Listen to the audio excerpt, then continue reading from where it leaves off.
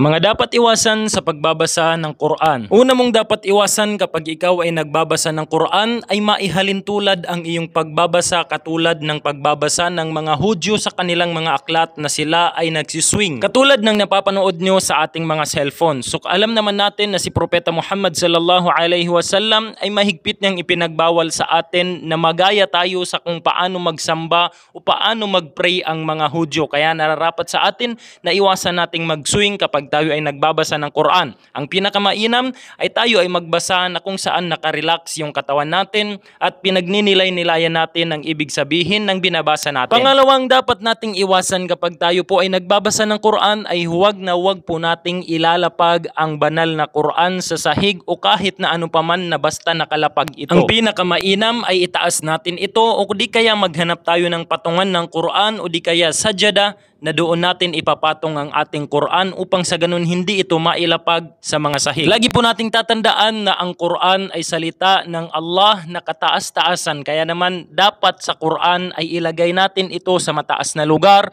Huwag nating ilalapag sa mga sahig o kahit na saan nating mailagay na kung saan nakalapag o di kaya natatabunan ng kahit na anumang bagay, kahit na anumang libro. Dapat laging nasa taas ang Quran bilang pagbibigay ng galang respeto sa salita ng Allah subhanahu wa ta'ala. Pangatlo po na dapat natin ding iwasan na marami sa atin ang gumagawa nito, naway patawarin tayo ng Allah subhanahu wa ta'ala, ay yung pagkatapos nating magbasa ng Quran ay hahalikan natin o di kaya idadampi natin sa mga noo natin ang Quran bago natin ito ilagay sa lagayan niya. Dahil ang gawain po na ito ay kahit na sinong ulama saan kayo magtanong na maalam ay wala sa ni isa sa kanila na makakapagsabi na merong hadith na si Propeta Muhammad ay ginawa niya ito pagkatapos niyang magbasa ng Quran. Ang pinakamainam, pagkatapos nating magbasa ng Quran, ay takip natin ang mga Quran at bitbitin natin ng tama at ilagay sa lagayan nito. Pang-apat naman na dapat nating iwasan kapag binitbit natin ang Quran ay itulad natin ito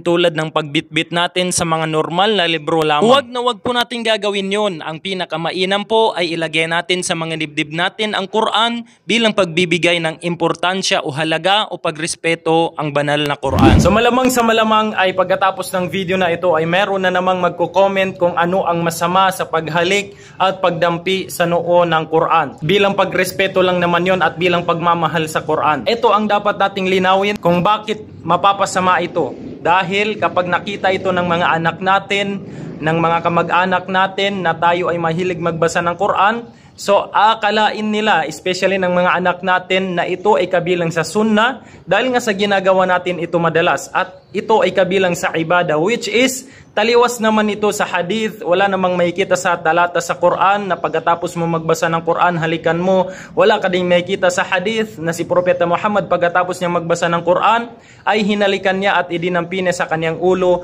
ang banal na Quran. Lagi nating tatandaan na ang pinakamainam na pagbibigay ng respeto at galang at pagmamahal sa Quran ay ang pagsasaulo nito, ang pagsasabuhay nito, at pagtuturo sa kung anuman ang nabasa mo, nalaman mo sa banal na Quran. Yun ang pinakamainam na pagbibigay ng respeto, paggalang sa banal na Quran. Kung gustong-gusto mo talagang respetuhin ang Quran, hindi sa pamamagitan ng paghalik, sa pamamagitan ng pagdampi sa Quran, ang pinakamainam ay yung pagsasaulo mo, yung pagsasabuhay mo, at pagbabahagi mo sa mga natutunan mo, na i-recite mo, na memorize mo sa banal na Quran. So kinakailangan mas mainam na iwan na lang natin yung paghalik at pagdampi sa noo ng banal na Quran para hindi akalain ng mga anak natin na nakakakita sa atin na yun ay kabilang sa sunnah o di kaya kabilang sa ibadah na ginagawa natin. Dahil ang mangyayari dito kapag ganito palagi ang nakikita ng mga anak natin sa atin, akalain nila na ito ay isang uri din ng pagsamba, ito ay kasama sa pagbabasa sa Quran na bago mo itakip o ibalik ang Quran ay halikan mo muna, idampi mo muna sa noo mo. So magkakaroon ng conflict dyan kapag sila ay tumanda na hanggang sa hindi nila narinig na ito ay wala sa hadith. So kapag nakarinig sila ng mga taong mangangaral, mga ulama, mga ustad, na kung saan pinapangaral ng mga ulama na ito ay wala sa sunnah, wala sa hadith, hindi ginawa ni Propeta Muhammad, ang mangyari doon ay tutulig sa nila yung mga taong nangangaral kung bakit ipinagbawal yan, bakit hindi pwede yung ganito, samantalang nakita ko ito sa tatay ko, samantalang nakita ko ito sa lolo ko. So ganun na magiging resulta nito kapag nakaugalian natin ito at nakikita ng mga anak natin. Paglaki nila, na-adapt nila hanggang sa pagtanda nila ay madala nila yung magawain na yung paghalik at pagdampi sa noo. So tutuligsain nila yung mga ulama. So bago na namang pangaral yan, saan nila naman nakuha yan? So ganun na mangyari hanggang sa mapalayo yung loob nila sa mga taong mga ngaral ng Islam. So bilang panghuli, sinabi ni Propeta Muhammad, "Man amila amalan laysa amarana fahuwa rad." Sino man ang gumawa ng mga gawain na hindi naman namin ginawa, hindi naman namin inutos, ay fahuwa rad. Yan ay rejected na mga gawain. Walang gantimpala, walang saysay ang mga gawain na yan.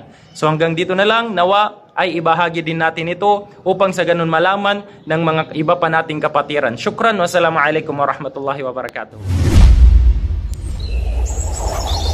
محمد كان علم كليبس. محمد كان علم كليبس.